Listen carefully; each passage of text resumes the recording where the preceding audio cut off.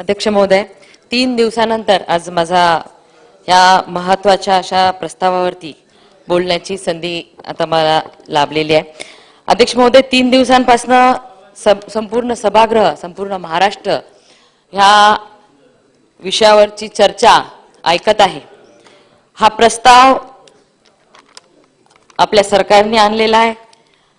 अध्यक्ष महोदय, मागच्या 3 महिन्यांपासून महाराष्ट्रामध्ये मराठा आरक्षणाचा मुद्दा, आंदोलन, मोर्चे, गावागावामध्ये लहान मुलं, महिला, वयोवृद्ध हे साखळी उपोषणाला बसलेले आहेत, साखळी उपोषण करत आहेत. राज्यात ओबीसी जनमोर्चा, धनगर, विमुक्त जाती, भटक्या जमाती, बंजारा, आदिवासी बांधव, अंध, महादेव कोळी, मुस्लिम, विशेष मागास प्रवर्ग इत्यादी समाजही आरक्षणाची मागणी करत आहेत.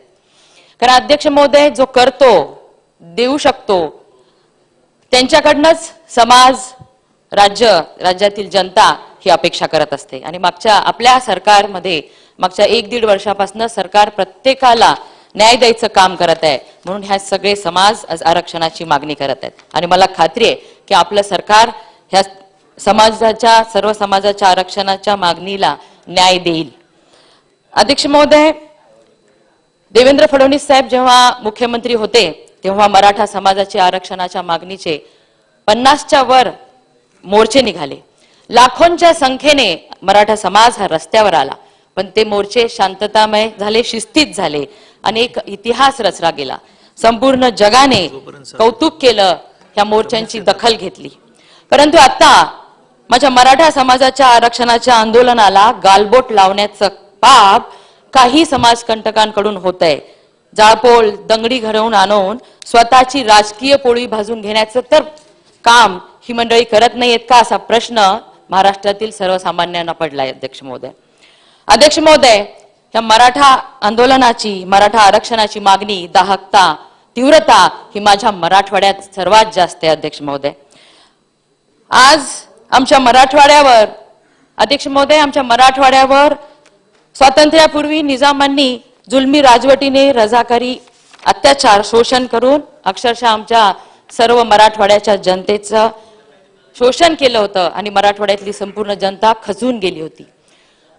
देश स्वतंत्र होऊन स्वातंत्र्याचा सूर्य उगवला होता, पण माझ्या मराठवाड्यावर अजूनही अंधकार होता. निजामाने आपलं संस्थान स्वतंत्र भारतामध्ये विलीन करण्यात विरोध केला होता. स्वामी रामानंद तीर्थांसारखं एक निर्भीड नेतृत्व पुढे आलं. मराठवाड्यातील महिला पुरुषांनी त्यांना साथ दिली. लोहपुरुष वल्लभभाई पटेलांनी ताकद दिली आणि निजामाची राजवट उखडून फेकली. अध्यक्ष महोदय, परंतु स्वातंत्र्यानंतरही आज माझ्या मराठवाड्याची अवस्था अत्यंत बिकट आहे.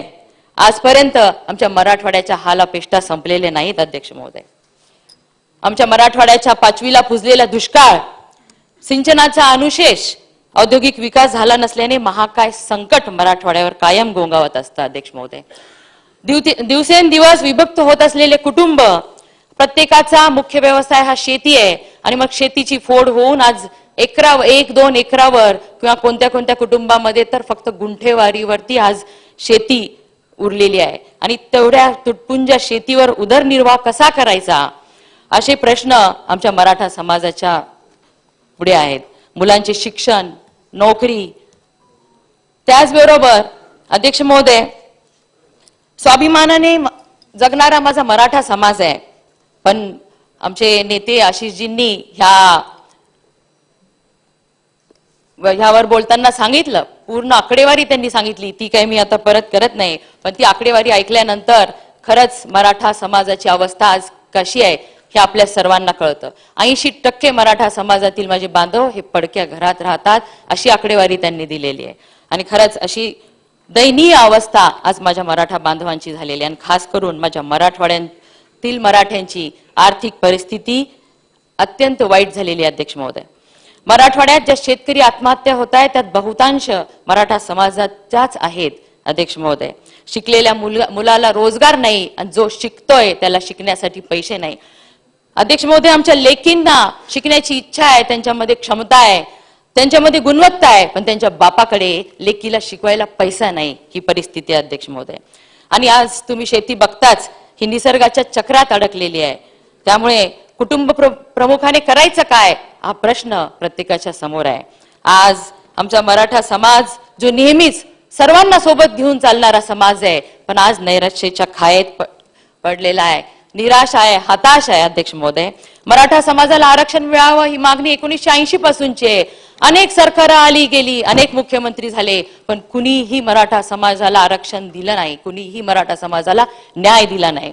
पण देवेंद्र फडणवीस साहेब मुख्यमंत्री असताना त्यांचं काम बघून मराठा समाजाच्या अपेक्षा वाढल्या, मोर्चे निघाले आणि हाच नेता आपल्याला आरक्षण देऊ शकतो ही भावना, हा विश्वास वाटू लागला आणि देवेंद्र फडणवीस साहेबांनी तो विश्वास खरा करून दाखवत समाजाला आरक्षण देत नवी उभारी देण्याचा प्रयत्न केला.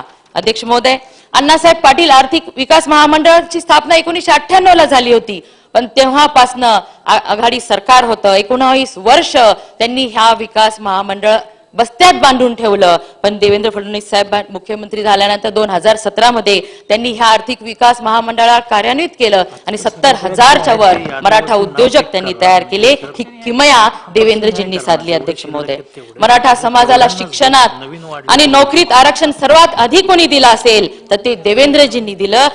हा इतिहास कुणीही पुसू शकणार नाही. अध्यक्ष महोदय, एक सच्चा मराठा जो छत्रपती शिवाजी महाराजांना मानतो तो ह्याची जाणीव निश्चितच ठेवणार आहे, ह्याचा विसर तो कधीच पडू देणार नाही.